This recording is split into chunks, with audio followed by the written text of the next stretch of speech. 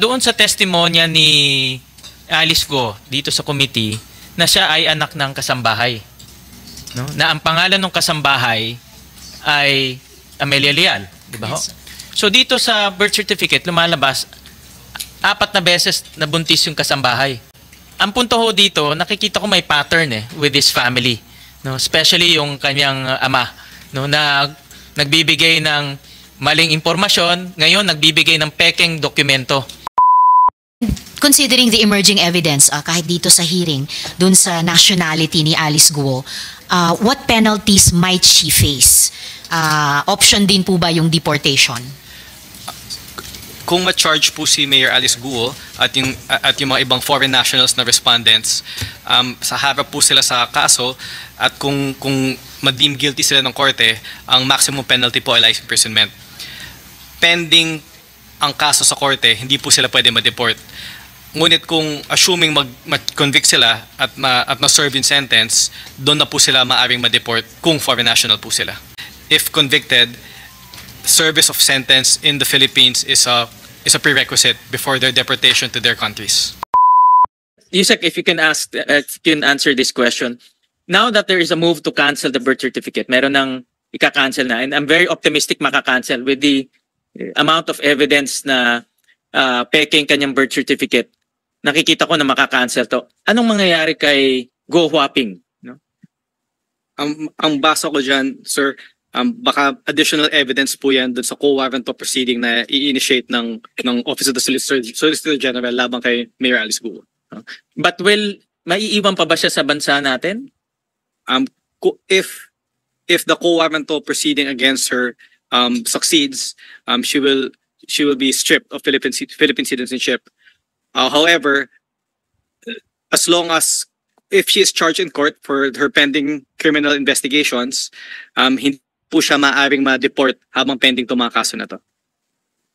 Kung maka-cancel yung kanyang birth certificate, in effect maka-cancel yung kanyang Filipino citizenship, di ba? Kasi that's the proof of her citizenship Ang basa ko dyan, but we have to look into it further, no? The way to cancel her citizenship is through the co-warrant of proceedings. Yes. And I'm very optimistic that will prosper yung co-warrant. Pag nag-prosper siya, what will happen to her citizenship? It will be canceled. Yes. So what citizenship will she carry? Ayokong pangunahan, sir, kung ano, no? But that would depend on the outcome of the co-warrant of proceeding. All right. Okay. Thank you for that. Nandito ang PSA para mabigyan linaw o at least ma-take note nila itong nakikita ho natin. Naintindihan ko ho sa PSA na nag-file na sila sa OSG para i-cancel yung birth certificate ni Alice Go. Tama po ba? Yes po, sir. Engineer, kay Alice Go lang ba? Kasama po yung mga kapatid. Ilan kapatid ang kasama? Yung 4. Yung 4. Kasi meron kaming observation na nakita, i-flash ko lang sa slide. Kay Alice Go, kay Sheila Go, kay Seaman Go, at kay Wesley Leal Go. Sa birth certificate niya, pa-flash lang nila. Yan. Kung pwede makita sana yung name, no? Sa birth certificate nila, yung name ng kanilang ina, pare-parehas. Si Amelia Leal. No? Yes. But doon sa testimonya ni Alice Go dito sa committee na siya ay anak ng kasambahay.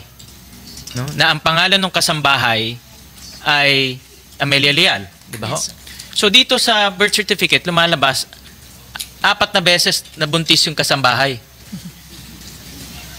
Based on record, sir. No?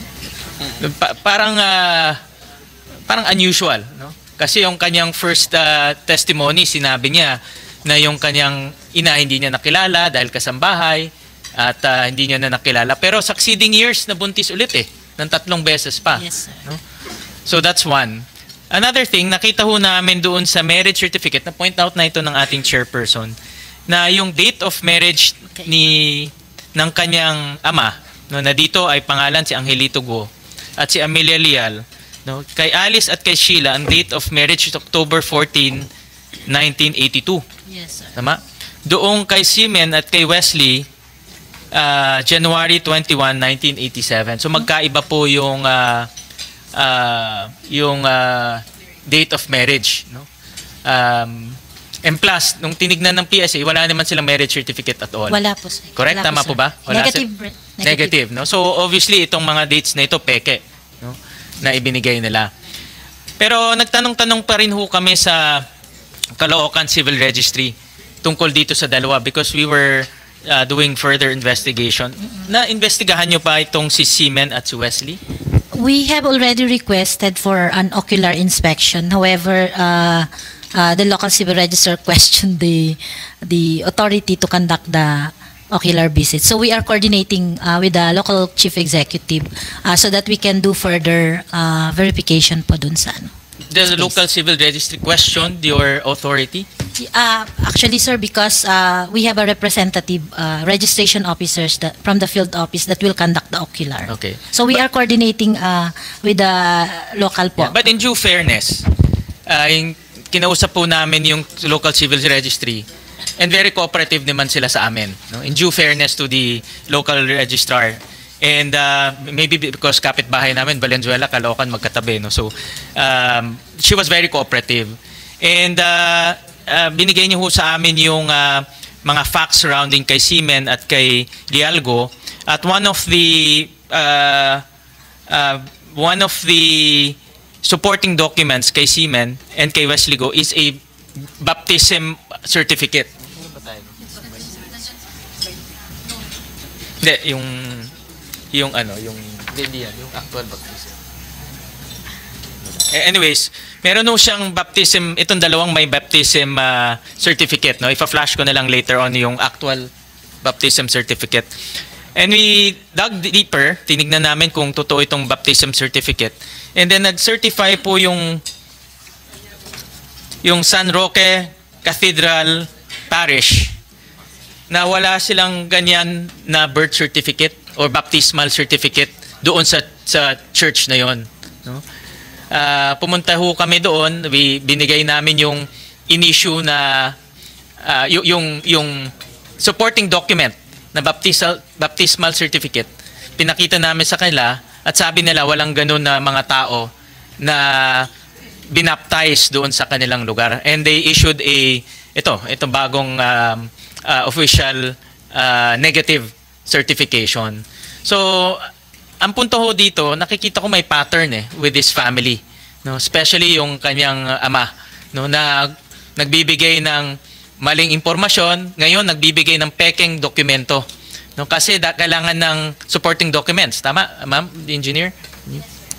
Can you put it para ma-record, no?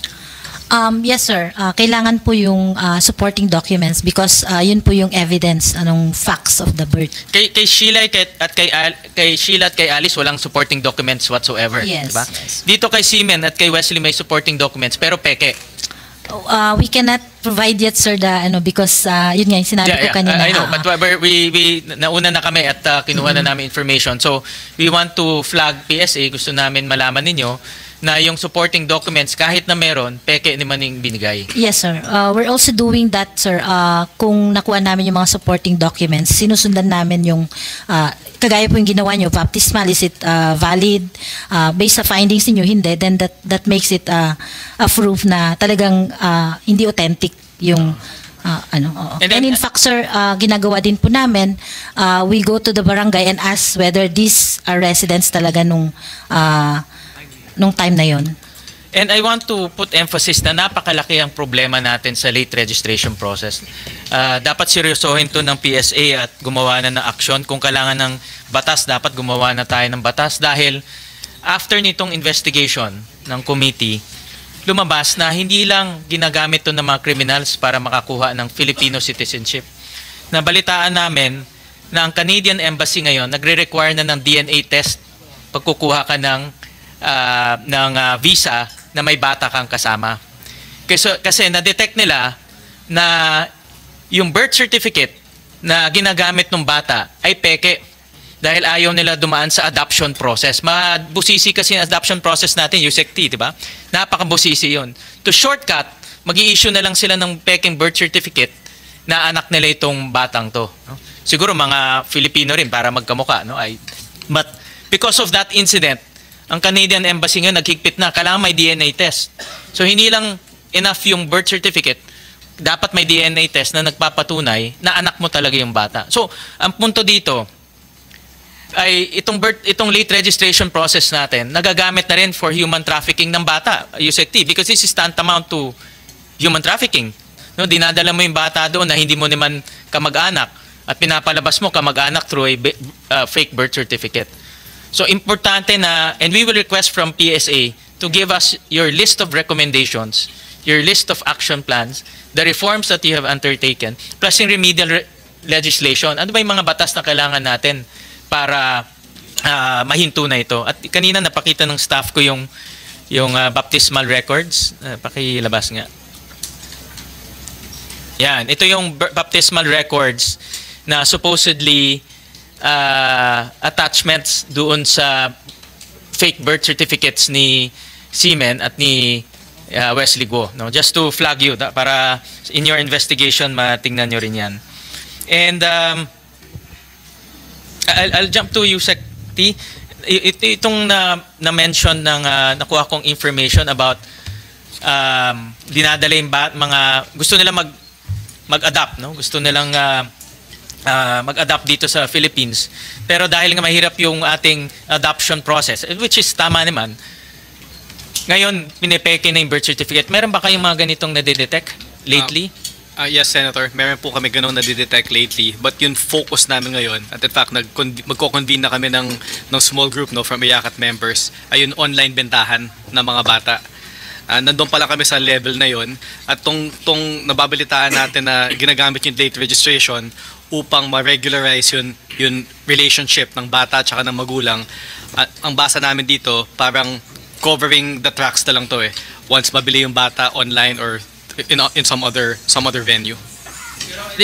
I want to flag the IACAT na tignan na itong angulo because nadidetect na ng mga embassies Yes. No? And nakakahiya to sa ating bansa. Imagine mo, the embassies themselves gumagawa na ng paraan para mahinto yung ganitong practice. No? Nagre-require na sila ng DNA test. I'm not sure kung how many countries do that, pero definitely sa Canada meron na. No? So I want to flag IACAT that this is happening already. We will comply, sir. And we just want to note that yung latest amendment sa human trafficking law, nasama na din yung illegal adoptions dun sa mga purpose for human trafficking. So maaaring pumasok dun sa latest amendment ng batas ang ganitong mga modus. Kung lumalabas, may human trafficking papasok, may human trafficking palabas rin na nangyayari. No? Pero bata ngayon ang human na tina-traffic nila. Tama po. Yeah. Okay. Thank you for that. I'll go, Madam Chair, to DOI because they are the ones who provided us with very important pieces of evidence. Listening earlier, Madam Chair, yung pag-apply ng SIRV, no? Kasama dyan yung Secretary is, aside from the application, biometrics, if I understand it correctly? Yes, Senator. Kasama po. When is it taken? Upon application? Kailan siya kinukuha? It's taken, sir, pagka na-approve na ng Bureau of Immigration yung kanilang visa. Tapos so pupunta sila sa amin, ika-capture, sir, namin yung kanilang signature at saka yung kanilang fingerprint dahil kasama ko yun dun sa SIRB ID na ini-issue, sir. And doon sa final nila, i-flash ko lang yung... Yes, sir.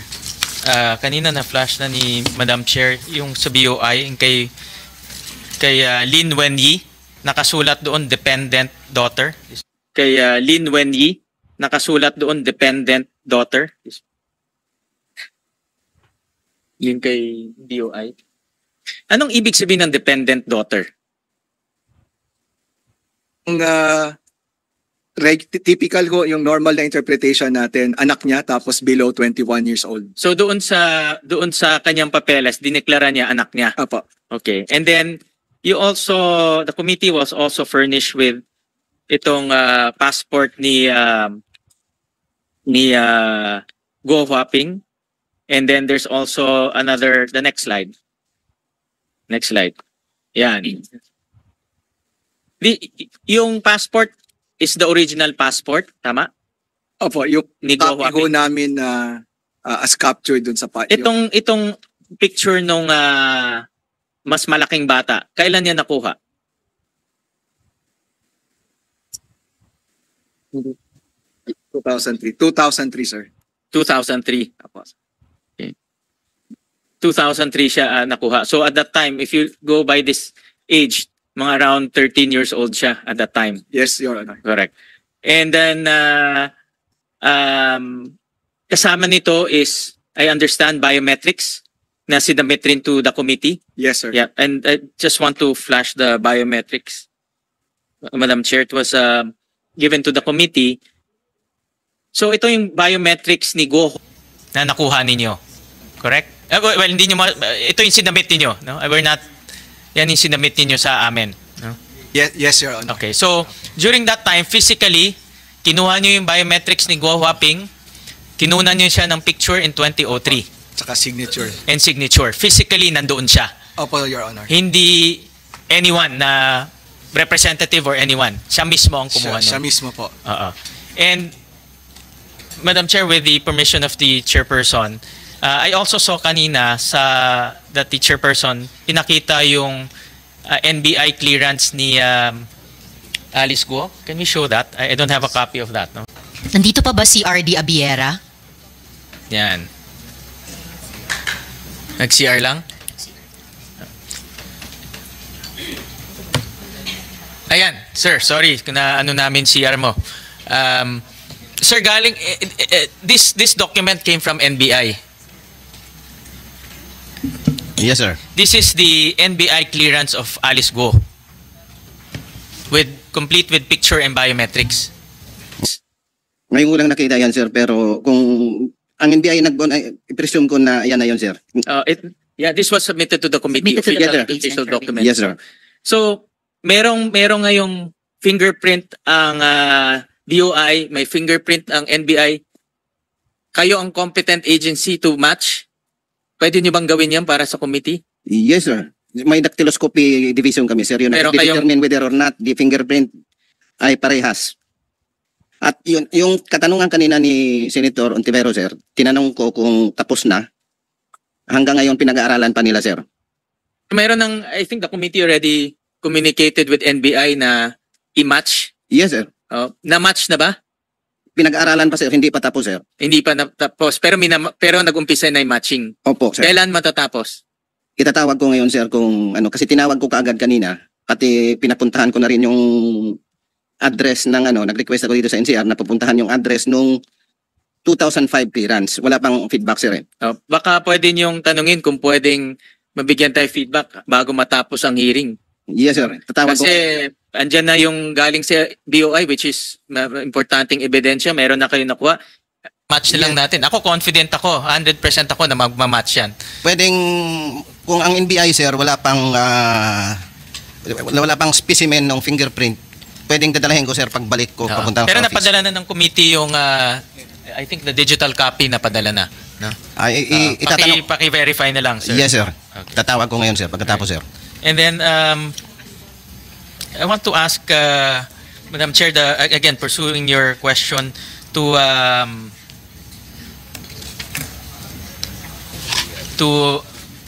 AMLAC. To AMLAC. I heard earlier rin na merong mga ibang information pa na provide yung, I won't go to the money laundering kasi I think you made a statement na ongoing investigation. Ano? So, doon na lang ako pupunta doon sa other information tungkol kay Alice Guo. You mentioned earlier na meron pa kayong ibang mga information na kuha. Ano yung mga Alice Guo? You mentioned earlier na meron pa kayong ibang mga information na kuha. Ano yung mga ibang information tungkol sa identity ni Alice Guo? Sir, we are checking information based on our intelligence sources po.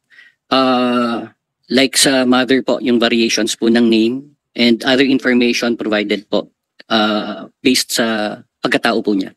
So, 'di ba pag nagbubukas tayo ng bangko, ng bank account, pumiperma tayo pa name, last name, 'di ba? Address. Opo. Tapos meron din doon maiden name. Opo. Maiden name ng mother. Mother's maiden name. Tama? Opo. Ano ang sinulat ni Alice Guo doon sa mother's maiden name? Based po sa investigation po namin, doon po namin, there are several variations po, Senator. So, just to give you some of the variations po na tinitignan namin, Winnie Leal po, Wenny Leal Lin, Wenyi Lin Leal, Winnie C. Leal, tapos yung Amelia Lim Leal and Amelia Leal po. So, several variations po, like I mentioned. Meron siyang sinulat na Wen Yilin. Tama? Opo, Senator. So meron din siyang sinulat, iba-ibang variation pero meron siyang sinulat Wen Yilin. Tama ba? Nakalagay po, Wen Lin Leal po. Wen Yilin Leal. Opo. No? And then meron ding ibang mga variations, correct? Tama po. Oo. So, in other words, nung binuksan niya yung account niya, voluntarily, no, sinulat niya na ang kanyang mother's maiden name is Wen Yilin. Opo. Leal lang. No? Opo. Pero alam naman natin, Leal, ano lang naman yun katang isip lang naman yun, parang imagination lang yun. Diba? Pero nakasulat doon, Wen Yilin. Opo, Senator. So, ang ibig sabihin, siguro bago pa lumabas tong issue na ito, voluntarily, sinusulat niya ang nanay niya si Wen Yilin. Opo. Pareho doon sa BOI documents. Opo, Senator. Correct? Opo. Alright. So, I will stop there kasi alam ko na yung ibang issue ay still under investigation. Umani naman ito ng iba't ibang reaksyon mula sa ating mga netizens. Ayon kay Catherine Damcha, no for deportation. Kulong dapat dito kasi winawalang hiya niya ang ating bayan Pilipinas. Pahayag naman ni Pierre Deveau, hatulan ang previous mayor ng Bamban for endorsing Alice Guo. Hatulan din ng dating taga-PSA. Lahat yan binayaran for sure. At ito naman ang saloobin mula sa ating kababayan na si Lorna Tolentino. Salamat sa mga senator na tunay na may malasakit sa ating bansa.